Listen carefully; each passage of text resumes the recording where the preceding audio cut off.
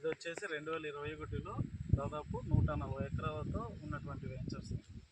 మనము ఈ ప్రాజెక్ట్ ఎలా స్టార్ట్ చేస్తుంది కంపెనీ అంటే, దాదాపు ఒక 100 ఎకరాల ల్యాండ్ చూస్ చేసుకున్న తర్వాత ఈ ల్యాండ్కి సంబంధించినటువంటి సాయిల్ టెస్ట్ రిపోర్ట్ అనేది తీయడం జరుగుతుంది.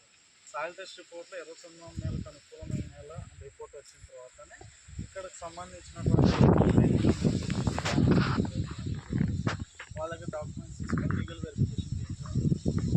వెరిఫికేషన్లో ఇక్కడ లీగల్గా ఉంది ల్యాండ్ అని నిర్ధారణ చూపించిన తర్వాత రైతులను పిలిపించేసి వాళ్ళతో బార్గెన్ చేసుకొని ఈ 100 ఎకరాలని కంపెనీ కొనుగోలు చేయడం జరుగుతుంది సార్. కొనుగోలు చేసిన తర్వాత డెవలప్మెంట్స్ అంతా కూడా చుట్టూ dimensions fencing, internal roads 25 feet 30 feet internal roads వేయడం జరుగుతుంది.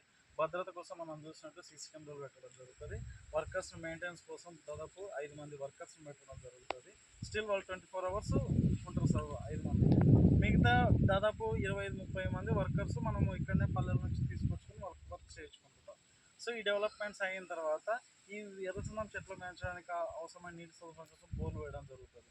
బోర్లు వేసిన అనంతరము ఇక్కడ ప్లాట్లుగా ఎకరా, అర్ధ ఎకరా, పావు ఎకరా యూనిట్లుగా విభజించి నంబర్ రాళ్ళు బాతి వెల్ డెవలప్మెంట్, వెల్ మెయింటెనెన్స్ అయిన తర్వాత ఈ సైట్లు అనేది లాంచింగ్ వస్తుంది. సో మనం ఫస్ట్ ఇది 2021లో 24 లక్షలకు అమ్మాం సార్ ఎకరా మనము. ఈ వెంచర్ డెవలప్మెంట్ వచ్చేసి మేడం మనకు ఇది 140 ఎకరాలు వెలుగొండ వెంచరు. మనకు గురుకుల పాఠశాలకు ఆనుకొని 63 ఎకరాలు గురుకుల పాఠశాలకు ఆనుకొని ఉంటుంది మేడం. సో ముందే వెంచర్ అది. తర్వాత వెలుగొండ వెంకటేశ్వర స్వామికి 500 meters మేడం సార్ ఇక్కడ.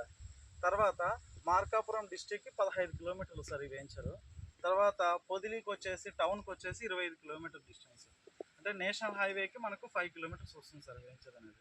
సో ఇప్పుడు మనకు డిస్టిక్ అవుతుంది కాబట్టి జిల్లాకి 15 kilometers ఉంటుంది మనకు ఈ వెంచర్. ఇప్పుడు డెవలప్, అప్పుడు జిల్లా కాలేంగా ఇప్పుడు జిల్లా అయింది. సో మనకి ఈ venture developments Markapuram sir, Markapuram district sir. ఇప్పుడు డిస్టిక్ అనౌన్స్మెంట్ జరిగింది కదా. సో మన డిస్టిక్కి 15 kilometers వస్తుంది సార్. నేషనల్ హైవేకి జస్ట్ 5 kilometers ఉంటుంది సార్. గతంలో 24 లక్షలకు అమ్మాము. ఈరోజు కంపెనీ ప్రైస్ వచ్చేసి 42 లక్షలు సార్. కానీ కంపెనీ అమ్మడానికి కంపెనీకి సంబంధించి 1 సెంట్ కూడా దీంట్లో లేదు సార్. పూర్తిగా సోల్డ్ అవుట్, అంత కస్టమర్ల చేతిలోనే ఉంది. ఒకసారి కస్టమరు 2024కి ఒక డాక్టర్ అమ్ముకొని వెళ్ళాడు సార్, హైదరాబాద్ పర్సన్ ప్రాపర్. అంటే అన్ని ప్రాపర్టీస్ అన్నీ ఇక్కడ ఇదే కాకుండా మిగతా ప్రాపర్టీస్ అన్ని ఓన్ ప్రాపర్టీస్ అన్ని అమ్ముకొని అబ్రాడ్కి వెళ్ళాడు. అందులో ఇక్కడ ఒకటి అమ్మ వెళ్ళాడు. ఆయన 2 ఏళ్ళు 2021లో కొన్నాడు, 2024కి అమ్ముకొని వెళ్ళాడు. అప్పుడు దాదాపు 60 లక్షలకు అమ్ముకొని వెళ్ళాడు సార్. ఆయన సొంతంగా ఆయన కొనేది 24 లక్షలకి సార్ ఎకరా. కంపెనీకి అమ్మింటే కంపెనీ కానీ ఆయనకు వేరే కస్టమర్ ఉన్నాడు, వేరే సోర్స్ ద్వారా 60 లక్షలకు అమ్ముకున్నాడు. అప్పుడు దీని కస్టమర్ రేట్ వాల్యుయేషన్ ఎంత ఉందనేది మాకు అప్పుడు అర్థమైంది. సో మనము ఎవరన్నా ఎంత అమ్ముకున్నా కానీ సంబంధం లే.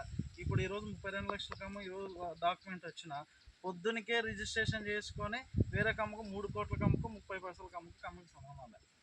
ఈ దీంట్లో ఉన్న పంటలో మాత్రం షేర్ వెళ్ళిపోయాడు కంపెనీ సార్. ఎక్కడైనా కూడా మనకు బయట ఎక్కడ రియల్ ఎస్టేట్ సంస్థలు అంటే అన్ని కాదు, కొన్ని ఎక్కడైనా సంస్థలు థర్డ్ పార్టీ రిజిస్ట్రేషన్ చేస్తారు, అగ్రిమెంట్ చేసుకొని రైతులు రిజిస్ట్రేషన్కి వస్తారు. కానీ ఇక్కడ నవ్యసాయి ప్రాజెక్ట్స్ ప్రైవేట్ లిమిటెడ్ అనే కంపెనీ రిజిస్ట్రేషన్ చేసేస్తుంది. రాయించుకున్న వారు కస్టమరు, ఫలానా కస్టమర్ వస్తారు, రామకృష్ణ అంటే మీరు వస్తారు సార్, రామకృష్ణ గారు రాయించుకున్నవారు. అమ్మిన వారు ఏమేమి చీమలు జీపీ చేసుకుంటారా మేడం సార్. మనకి పూర్తిగా కంపెనీ పేరు మీద registration Navyasai projects private limited అనే వస్తుంది. ఈసీలో మనం చెక్ చేస్తే హ్యాండ్ ఓవర్ అవుతుంది, కంపెనీ ప్రాపర్టీ అయిపోతుంది. అప్పుడు కంపెనీ చైర్మన్ గారికి రైట్స్ ఉంటాయి, ఆయనే వచ్చి రిటర్న్గా రిజిస్ట్రేషన్ చేసేవాళ్ళు. కానీ ఇక్కడ మనకు సంస్థ పెద్దది కాబట్టి ఇక్కడ బోర్డ్ ఆఫ్ డైరెక్టర్స్ రిజిస్ట్రేషన్ చేస్తారు. వాళ్ళకి ఎలా రైట్స్ ఇస్తామనేది దాంట్లో మనకు రిజిస్టర్ డాక్యుమెంట్లో అథెంటికేషన్ ఇస్తాం. ఇక్కడ ఏం లేదు సార్, మనం ఒక ఎకరా కనుక తీసుకొని ఇప్పించగలిగితే కస్టమర్స్కి మనము ఎకరా వచ్చేసి 32 లక్షలకి ఇప్పుడు ప్రజెంట్ రేట్ అమ్ముతున్నాం సార్.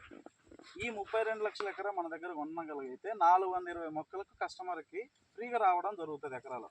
ఒక్కొక్క మొక్కకి 300 రూపాయలు చొప్పున ఎంఆర్ఓ ఆఫీస్లో తన సొంత డబ్బులతో 420 మొక్కలకి 1,26,000 రూపాయలు కంపెనీ డబ్బుతోనే ఎంఆర్ఓ ఆఫీస్లో చలానా పే చేసి కస్టమర్కి ల్యాండ్తో పాటు మొక్కలను కూడా కస్టమర్ పేరు మీద రిజిస్ట్రేషన్ చేసి ఆ రిజిస్టర్ డాక్యుమెంట్లో మొక్కల వాల్యుయేషన్ కూడా మెన్షన్ చేసి ఉండడం జరుగుతుంది సార్.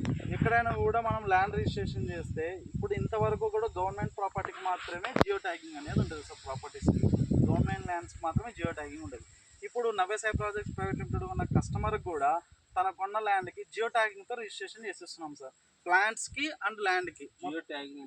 జియో ట్యాగింగ్ అంటే మనకు బౌండరీస్ సార్. అది ఇప్పుడు ఎందుకంటే మనము గవర్నమెంట్ ల్యాండ్స్ అంటే ఇష్టానుసారంగా ఉంటుంది, దానికి హద్దులు పొద్దులు ఉండవు. హద్దుల పొద్దులన రాళ్ళు చెరిగిపోతాయి.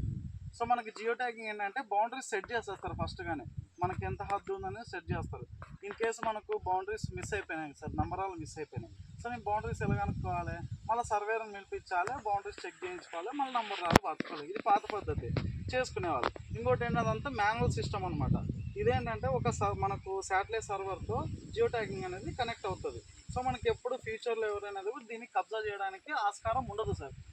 సో ఒక్కసారి వన్స్ జియో ట్యాగింగ్ చేస్తే, సో ఇది జియో ట్యాగింగ్ అంటే మనకు ఒక సర్వర్ ద్వారా చేస్తారనమాట. మిషన్ ఉంటుంది, జియో ట్యాగింగ్ మిషన్ ఉంటుంది. దాని ద్వారా సర్వర్తో మన బౌండరీస్ చేసి రిజిస్ట్రేషన్ చేస్తారు. దాని ద్వారా ఏంటంటే మన శాటిలైట్లో మనము నెట్వర్క్ సిస్టమ్స్లో ఎట్టయినా కూడా చూసుకోవచ్చు, ఎక్కడున్నా కూడా మన బౌండరీస్ చూసుకోవచ్చు. ఇప్పుడు మీకు అది కూడా చూపిస్తాను సార్, మాన్యువల్గా ఎట్లా ఉంటుందని సిస్టంలో చూపిస్తాను. సో ఆ విధంగా జియో ట్యాగింగ్ చేయడం వల్ల ఏంటంటే సెక్యూరిటీ టైట్ ఉంటుంది అన్నమాట. కస్టమర్కి ఫుల్ ప్లెడ్జ్గా ప్రాపర్టీ ఫిక్స్డ్ ఉంటుంది, ఎటువంటి స్కిప్ అయ్యే పరిస్థితి ఉండదు. అదే నార్మల్ రిజిస్ట్రేషన్ చేసుకున్నాను బౌండరీస్ మిస్ అవుతాయి, సర్వర్ పిలుచుకొచ్చుకోవాలా, వాడు ఎట్టేస్తాడో తెలియదు, అటు మారుతుంది ఇటు మారుతుంది, కానీ ఇది ఫిక్స్డ్ ఉంటుంది. ఆ డాక్యుమెంటేషన్ ఇట్లా జియో ట్యాగింగ్తో వచ్చిన తర్వాత మనం ఇక్కడ ఈ అగ్రికల్చర్ ల్యాండ్ కాబట్టి పట్టాదారు పాస్బుక్ కూడా కస్టమర్ పేరు మీద రావడం జరుగుతుంది సార్. వచ్చిన అనంతరము ఈ మొక్కల్ని పెంచే బాధ్యత అంతా నవ్యసాయి ప్రాజెక్ట్ ప్రైవేట్ లిమిటెడ్ తీసుకుంటూ మొక్క నాటిన దగ్గర నుంచి పెంచడం, పెద్ద చేయడం, కటింగ్ చేయడం, మార్కెటింగ్ చేసి రిటర్న్స్ తీసుకొచ్చేంత వరకు కంపెనీదే బాధ్యత అని చెప్పేసి ఒక మ్యూచువల్ అగ్రిమెంట్ రాసుకుంటుంది సార్. ఆ మ్యూచువల్ అగ్రిమెంట్ను కూడా మళ్ళీ సబ్ రిజిస్టర్ ఆఫీస్కి వెళ్ళి రిజిస్ట్రేషన్ చేసి ఇస్తుంది అనమాట. ఆ మ్యూచువల్ అగ్రిమెంట్లో ఏమైనా ఉంటుంది, ఈ 12 సంవత్సరం వరకు మేమే పెంచి పెద్ద చేస్తాం మా సొంత ఖర్చులతో. ఏదైతే పంట మీద ఆదాయం ఉంటుందో వచ్చిన పంట ఆదాయంలో 50% ల్యాండ్ ఓనర్కు, యాజ్ మేము కల్టివేషన్ చేసి ఉంటాం కాబట్టి మా సొంత ఖర్చులు పెట్టుకొని, సో మాకు 50% అని ఈక్వల్ రేషియో చేసి మ్యూచువల్ అగ్రిమెంట్ రిజిస్ట్రేషన్ చేసి ఇస్తున్నాం సార్. అలా మ్యూచువల్ అగ్రిమెంట్ రిజిస్ట్రేషన్ చేసి ఇచ్చేటువంటి ఏకైక కంపెనీ భారతదేశంలో నవ్యసాయి ప్రాజెక్ట్ ప్రైవేట్ లిమిటెడ్ మాత్రమే సార్. కనీసం కంపెనీని చూసి బయట కంపెనీలు కాపీ కొట్టి చేసి ఇవ్వడం లేదు, ఇది డ్యామ్ షూర్. అది పక్కన పెడితే మనకు రిటర్న్స్ యాజిటీస్కి ఎలా వస్తాయంటే సార్, మనకు ఈ ఎర్రచందనం అనేది మనకు 2015లో ఆంధ్రప్రదేశ్ ప్రభుత్వము అనుమతులు ఇవ్వడం జరిగింది. రైతులు ప్రైవేట్గా రైతులకు పండించుకోవడానికి రైట్స్ ఇస్తూ, ఇక్కడైతే రైతులు పండించిన వివిధ ధాన్యాలకి, పప్పు దినుసులకి మద్దతు ధర ఎలా ప్రకటించారో ఇక్కడ ఎర్రచందనం పండించే రైతులకు కూడా మద్దతు ధర అనేది గవర్నమెంట్ ఇవ్వడం జరిగింది సార్. ఇక్కడ నాణ్యత వారిగా మద్దతు ధర A grade, B grade, C grade అనే 3 గ్రేడ్స్ మేజర్గా ఉంటాయి.